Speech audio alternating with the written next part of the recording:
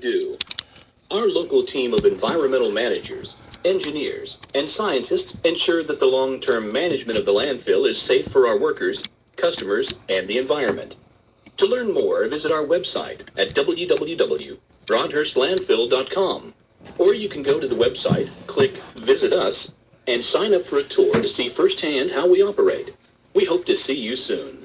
And good morning to you there, Thursday morning, seventh day of December. Butch Hubbard here with you on the Big Dog, WIFO 105.5 FM in Jessup.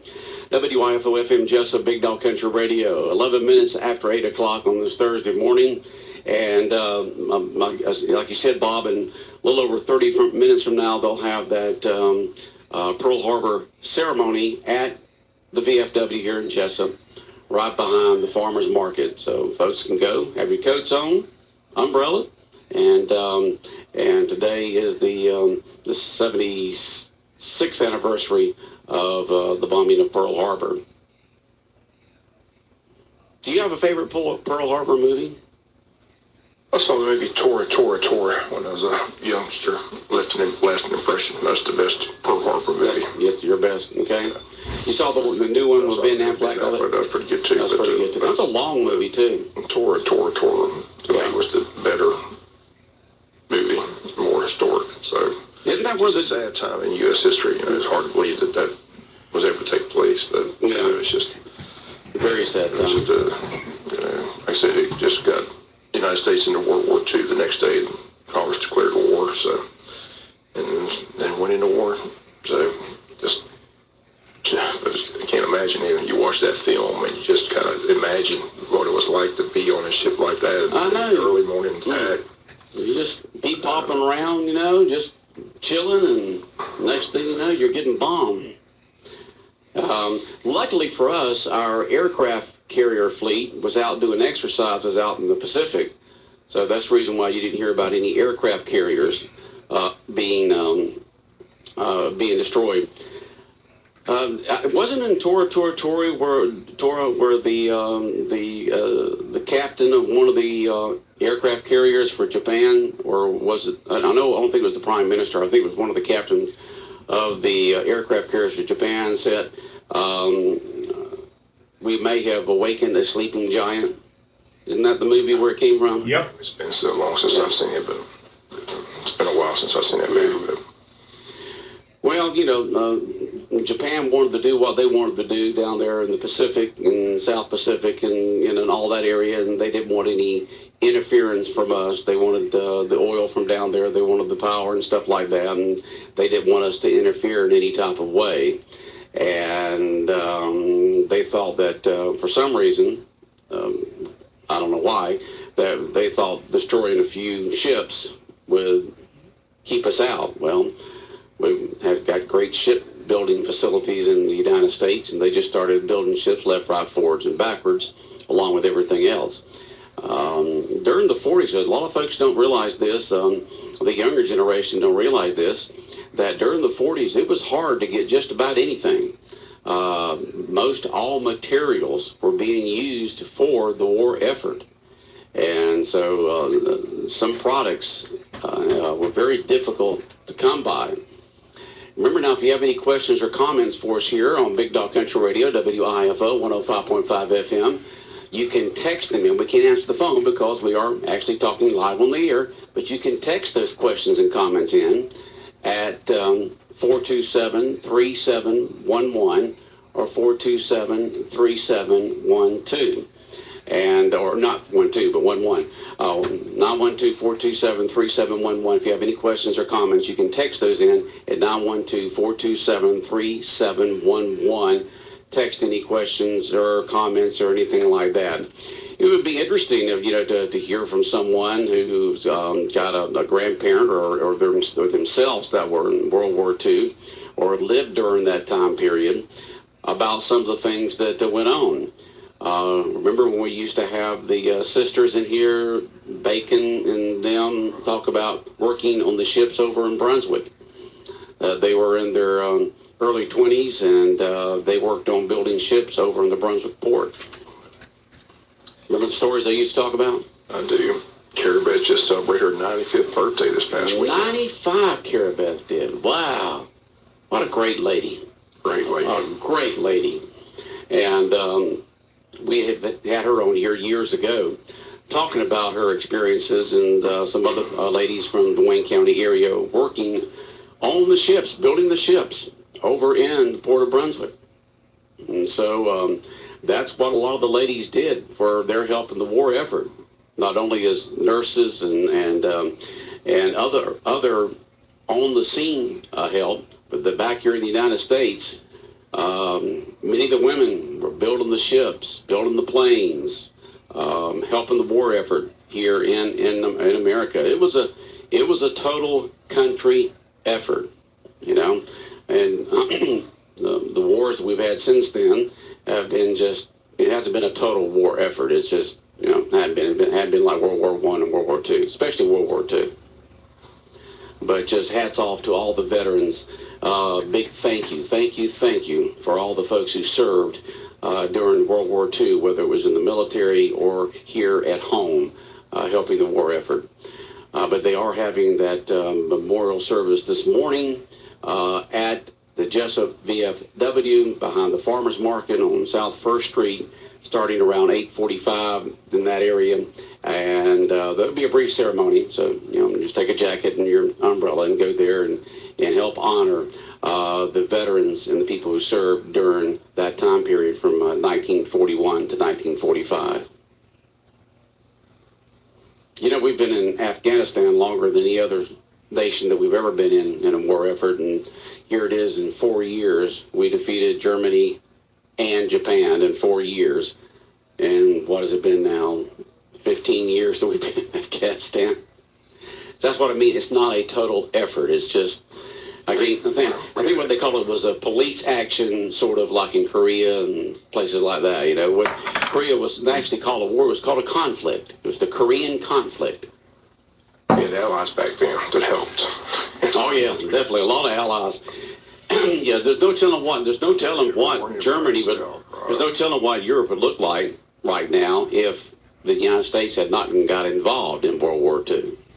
I think folks in the United, and there was a division here in America at the time. Should we get involved or not? You know, a lot of people remember all the lives lost during World War I, and you know, that's their problem over there across the pond, and you know, let them handle it.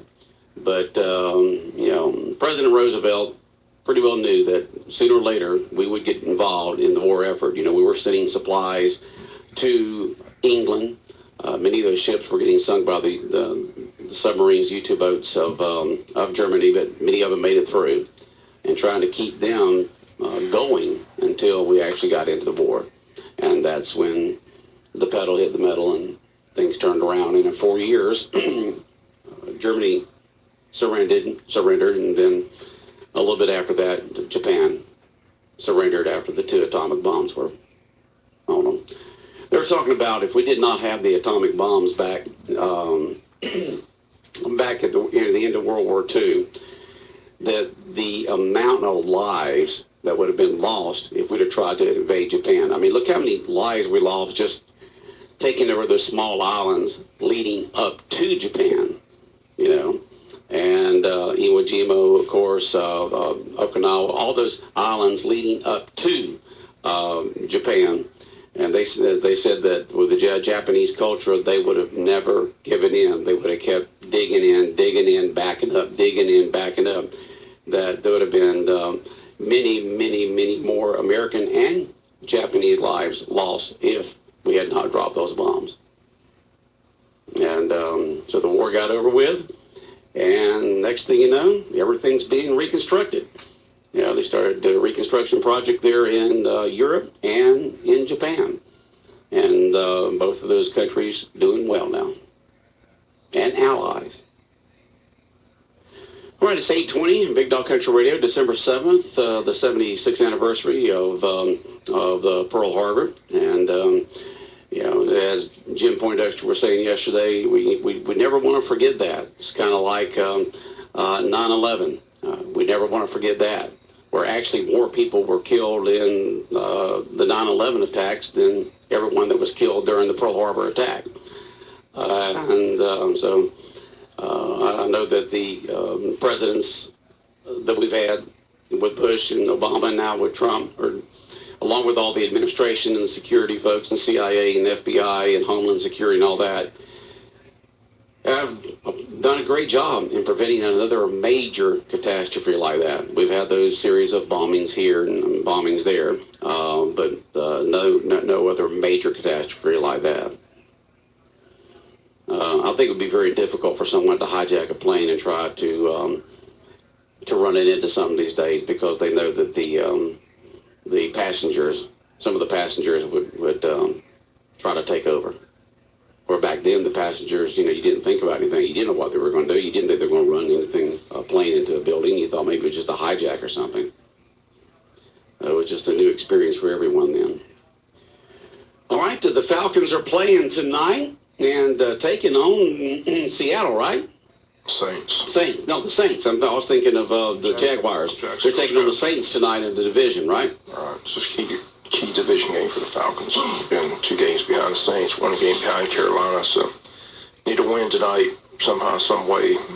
Got to find a way to beat the Saints. But Drew Brees and the Saints are awfully tough. They got a great running back tandem. So get their hands full. But hopefully the home crowd in that Mercedes-Benz Stadium, which gets awfully loud. It was a beautiful stadium to be in this past Saturday. It does get loud in there, huh? It gets very loud in there, so if the Falcons can make some noise and win that ball game. So they need to win. They definitely need to win, and especially against the Saints being in the division there. The Saints are just going to pull away with that division. Our coverage will begin around 7:15, with the pregame show. Kickoff is scheduled for 8:25. So the Falcons and the Saints tonight, right here on your Atlanta Falcons radio station for Southeast Georgia, WIFO 105.5 FM in Jesup. And then, of course, I had mentioned the Seahawks a moment ago.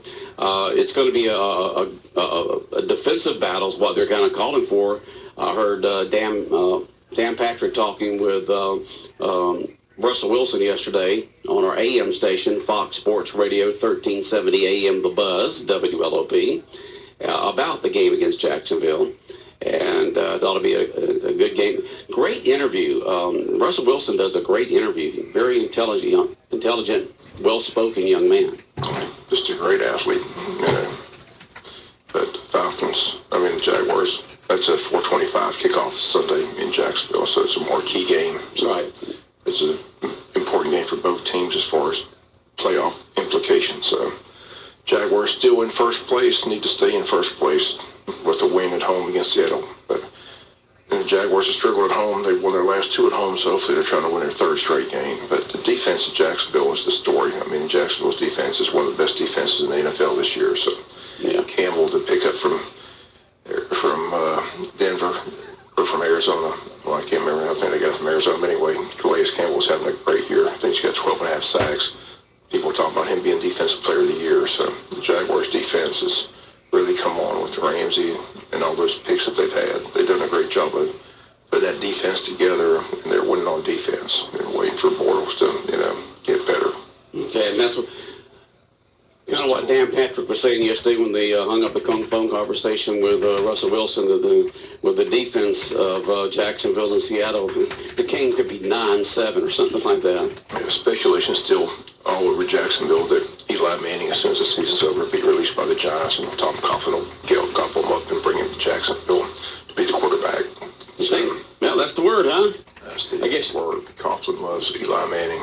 The Giants apparently don't want him anymore, so Coughlin doesn't like Bortles. He made that clear when he got there, so everybody thinks they're going to make a move at the quarterback position in the offseason. Some people say it could be Kirk Cousins. Kirk Cousins has family in Jacksonville. His father's a preacher in Jacksonville, so Kirk Cousins hasn't gotten a long-term deal with Washington. He's a possibility, but if Coughlin has a choice between Eli Manning and Kirk Cousins, he's going Eli Manning every day and twice on Sunday because he just loves the guy. Won him 2 Super Bowls, so look for Eli Manning to be quarterback in the Jaguars next year. Okay, so you saying the Jacksonville Jaguars, the game is not going to be a 1 o'clock game. It's going to be a 4 o'clock, 4:20 game. 4:25. So if you thought that the Jaguars going to play at 1 o'clock, on Sunday. Note 4:25. TV has the options late in the season. Yeah, they have. They'll change those times on you, so you always got to check. The Jacksonville game's at 4:25, marquee game, national television. Tomorrow night. I mean, not tomorrow night, tonight. Sunday afternoon. Wait a minute. I'm getting my days mixed up here. The Falcons are playing tonight. The Falcons at Jackson. Sunday, 4:25. 4:25 on Sunday, the Jaguars taking on the Seattle Seahawks there at Everbank Field. At Everbank Field down there, and our coverage will begin that afternoon about a couple hours in advance of kickoff, and that coverage will be on our AM station, Fox Sports Radio 1370 AM, The Buzz, the Jacksonville Jaguars, and the Seattle Seahawks on late Sunday afternoon. But tonight, the Falcons and the Saints, right here on 105.5 FM in an important Thursday night game. Important for the Falcons. I said the Saints can afford to lose, the Falcons can't. So the Falcons, the Falcons want to defend their trip to the Super Bowl, which they're hoping to do. They need to win this game tonight. At times they play extremely well, and sometimes they just don't. They just can't find anything against Minnesota. But Minnesota's having a phenomenal season. They're the surprise team of the league. No one expected Minnesota to. Right. Them and the Eagles. I understand that the Eagles are one of the teams they're expecting to go deep into the playoffs, if not to the Super Bowl too. Yeah, they laid an egg against Seattle last week. They looked very good. They didn't look very good last week. Okay. Maybe some of the armor's being chipped off a little bit.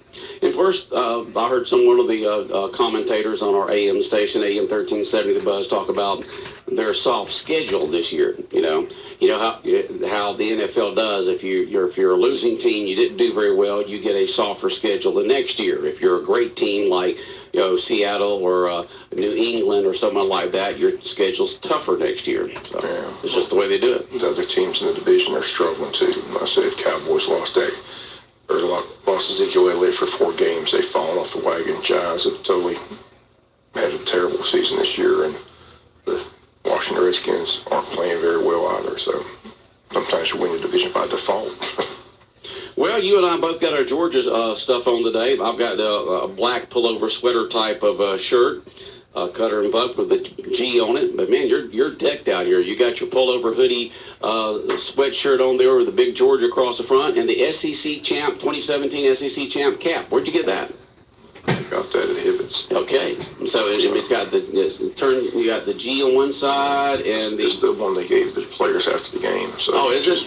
It's the official. The official SEC cap. Looking good, Bob. Looking good. It's pretty. My sister, we exchanged Christmas presents at Thanksgiving. So. And that's your present from her? I was supposed to not open until Christmas, but you know me, I don't. Yeah, how can you wait till Christmas? When I got them home. Well, you need it. You need it this week, Bob. You need that. It's a pullover hoodie. They didn't know I waited till Christmas. So yeah, and that's what they gave you. Make sure you don't open until Christmas. So if any of his family is listening, they can watch and listen to us on BigDogCountry.com. You know that. My sister does, but she didn't give it to me that. He said she did something else. So you don't know, but you can watch and listen. We video the Butch and Bob show live on BigDogCountry.com, of course, along with the audio.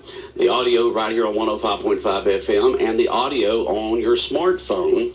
All you got to do is go to your favorite app store, type in Big Dog, WIFO, follow the instructions, and the Big Dog logo will come up on your smartphone, and you can listen to the morning show, the Butch and Bob show, all kinds of local sports, and we don't have all that on. We stream our AM station, Fox Sports Radio 1370 AM, The Buzz, WLOP, down on our free app.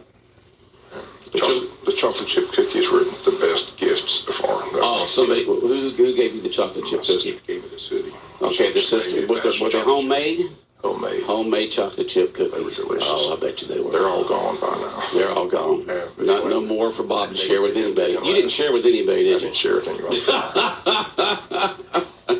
She made them for me, and I'm going to eat them all up. They were gone on a Saturday afternoon watching football.